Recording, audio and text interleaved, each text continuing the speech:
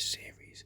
This is, of course, officially Volume 5 of the 11th Doctor Chronicles, but it's the third set released in the ongoing full cast narrative story, with, of course, Jacob Dudman as the 11th Doctor and Safiyya Ingar as Valarie Lockwood. This follows on, of course, from the previous sets, Geronimo, All of Time and Space, and the individual release of Broken Hearts. And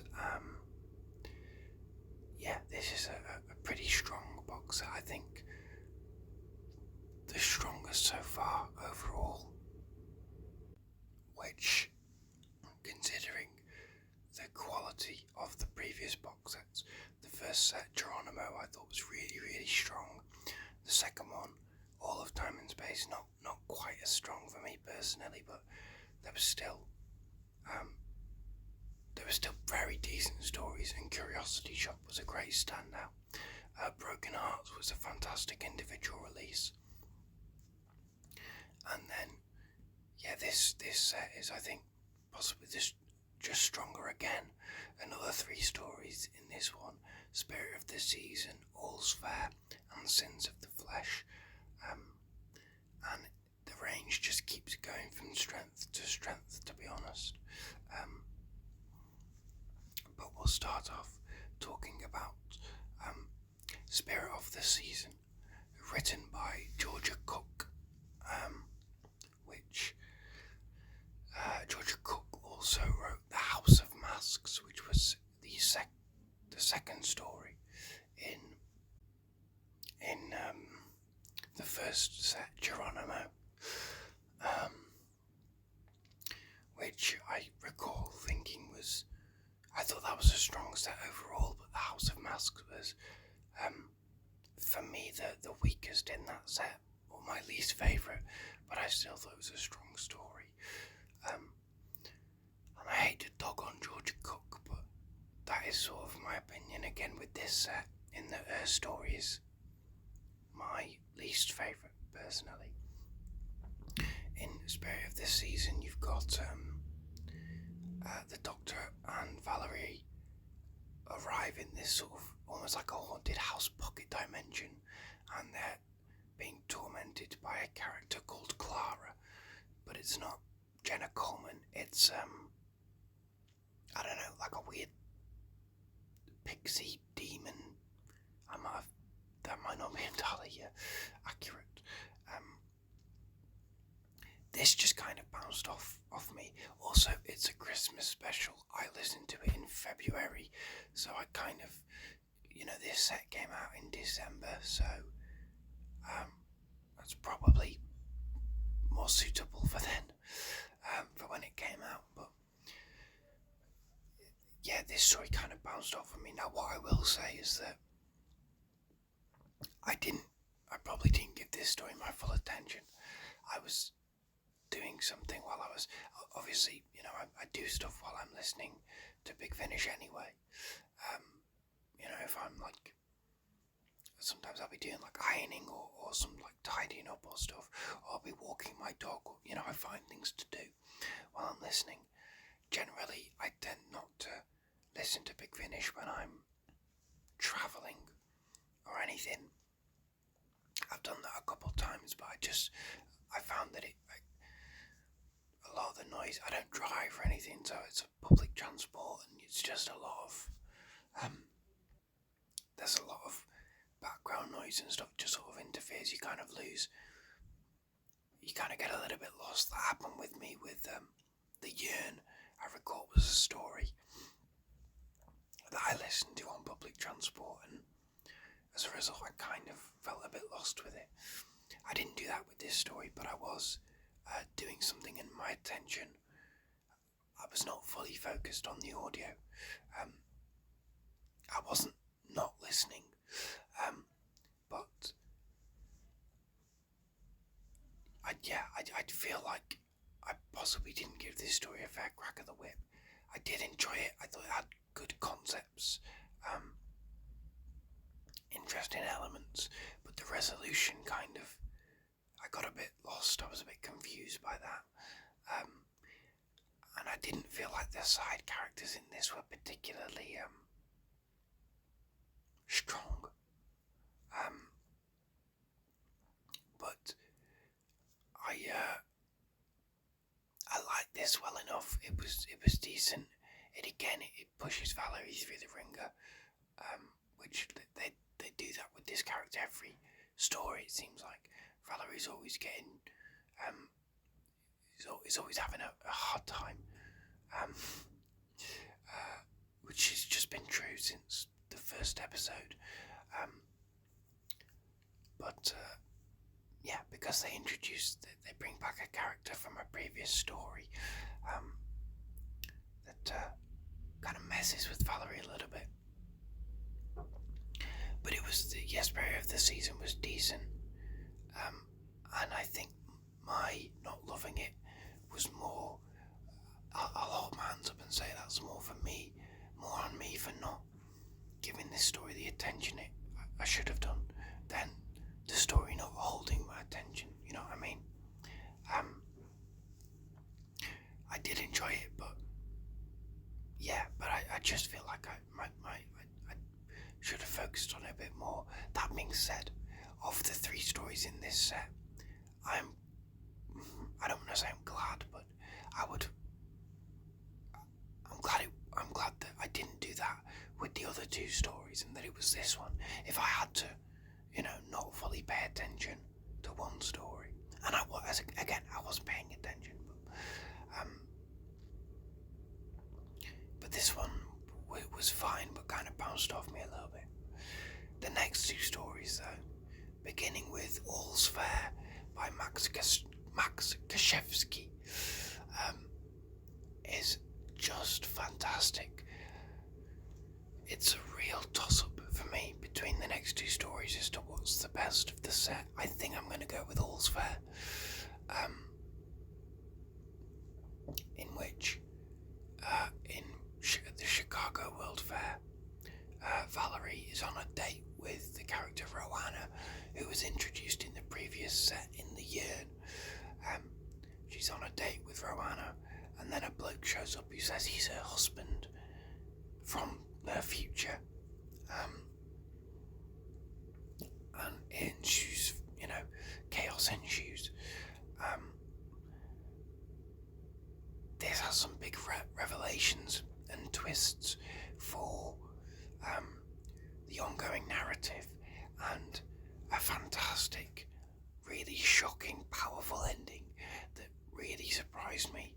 There's a big risk they take, a big daring, like, oh wow, I did not expect you to actually do that. But they do, and it's not a cheat, it's not a cop-out. So it'll be very interesting.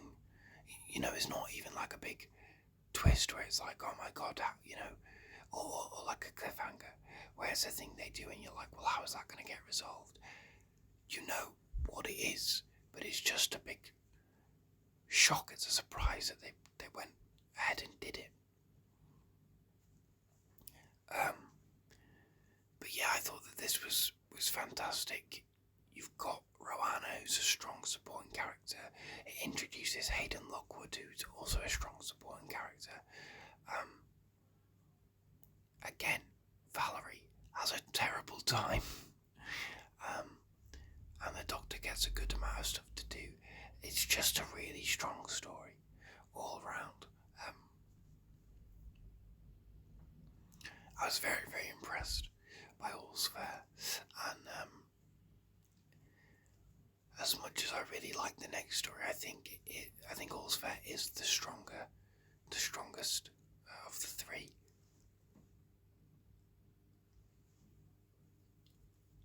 It's so unpredictable and emotional and dramatic, and you start to it really feels like the beginning of the end for the Doctor and Valarie. It's like we've still got obviously the next story to go, and then another set, the final Victory of the Doctor set, but I mean, what happens in this story, Spear of the Season, is kind of like the calm before the storm, almost. Because then from All's Fair just totally flips the board, and it's a real game changer for this dynamic. Yeah, just a brilliant story. I loved it thoroughly. I thought it was great. And the final story in this set, the one that gets the most showcased on the cover, is Sins of the Flesh, written by Alfie Shaw, who was the producer for this range, which is, if you weren't aware, of course, a Cyberman story, but specifically a Cyberman story about conversion therapy, which you've got a non-binary actor playing your companion, a character who is possibly bisexual, possibly pansexual, at the very least, not heterosexual.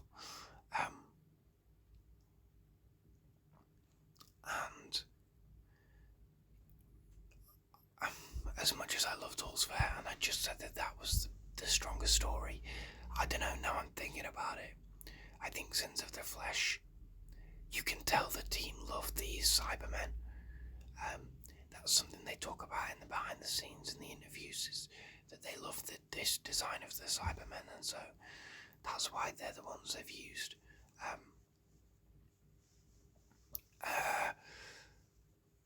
But it's such a sensitive topic, an issue, and it's not sugar-coated. It's not really conversion therapy through a sci-fi metaphor. Like, no, it is conversion therapy, except the only difference is that instead of being converted into being straight, you're converted into a Cyberman. But it is conversion therapy. Like, that is, make no mistake, it is what it is. But it's handled, and also I will say this: I am a heterosexual cisgender man, so I'm not an authority on this, of course, but you can tell that this is handled with such care. Again, something they talk about, Alfie Shaw especially, talked about a lot in the behind the scenes and the interviews, is really wanting to tell this story as sensitively and as respectfully but as truthfully as possible. You know, you can't just go, I mean, when you hear, oh, it's a Cyberman story about conversion therapy, yeah, that makes sense, like it does, but you can't just wade into that willy-nilly, because if you get that subject matter wrong, I think that it's a whole can of worms, and it could be arguably very problematic, and almost dangerous. But they don't do that. You can just feel that they get it right in this.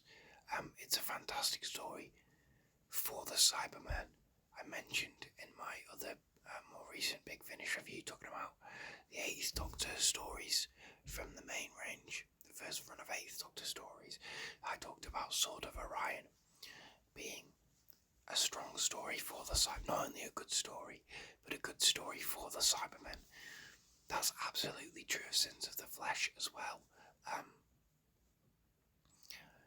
because they're threatening, but they're devious, they're cunning, they're it's a different strategy for the Cybermen. They have ended up in a situation where they can't just do what they normally do.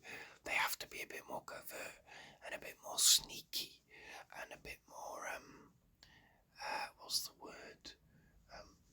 covert, and they're manipulative in this,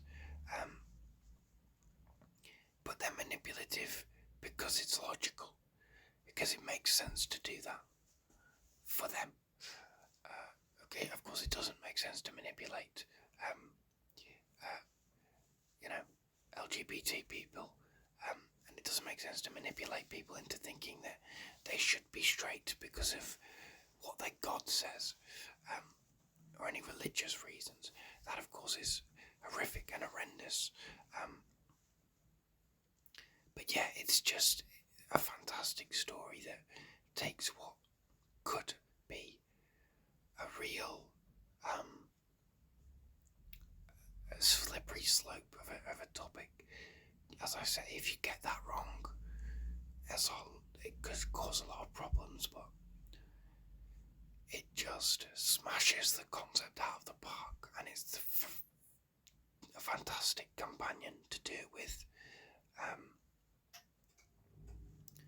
And yeah, it's just, maybe I do prefer Sins of the Flesh. I don't know. Sins of the Flesh and All's Fair are both top tier stories. And Spirit of this season was fun as well, but these two are just so fantastic. But there was something, Alfie Shaw talked in the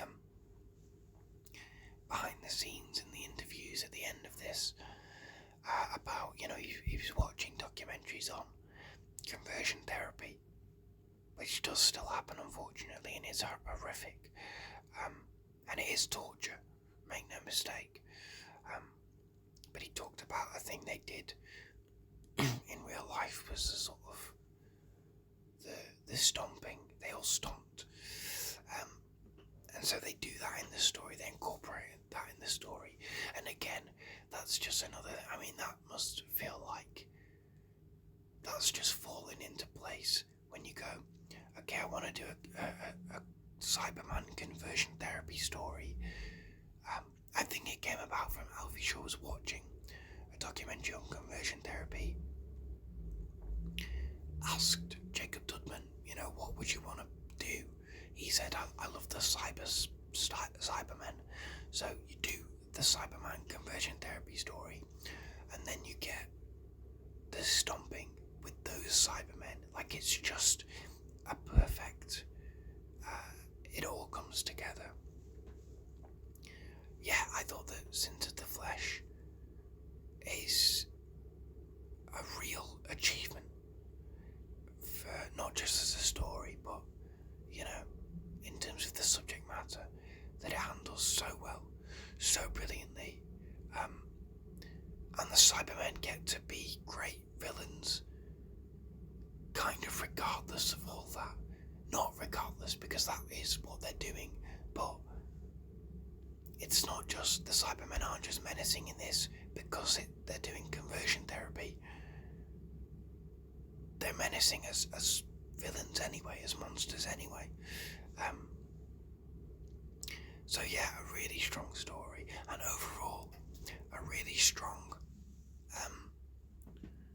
set of stories. As I say, Spirit of the Season, I'm gonna say I didn't give it a proper chance, and perhaps I'll listen to it again and enjoy it much more, but the other two, All's Fair and Sins of the Flesh, and I think this is the general consensus anyway, but those two are just so fantastic, top tier, 9 out of 10, 10 out of 10 stories. Yeah, I think it's a fantastic set, I really, really do. Hopefully my review for the Victory of the Doctor set shouldn't be too far away. I have started that set, I will say, with a lot of these 11th Doctor Chronicles reviews. Actually, I've been ahead of where I've been reviewing them. Certainly when I did like Broken Hearts, I'd listen to at least Spirit of the Season, perhaps some of the others as well in this set, when I did the Broken Hearts review. So I'm a little bit ahead of where I'm reviewing, just because I try not to, I don't like listening to something and then immediately reviewing it. I like to give it a bit of time to let my thoughts mull over, But yeah, the Victory of the Doctor review will be coming up shortly. As I say, I have started that. I'm having a great time with it. So yeah, other than that, thank you very much for your time. Thank you for watching. Thank you for listening. Please do like, comment, listen to this. What did you think of it? Subscribe if you haven't, and if you like Doctor Who, if you like ASMR, all those things. And I will see you next time for the victory of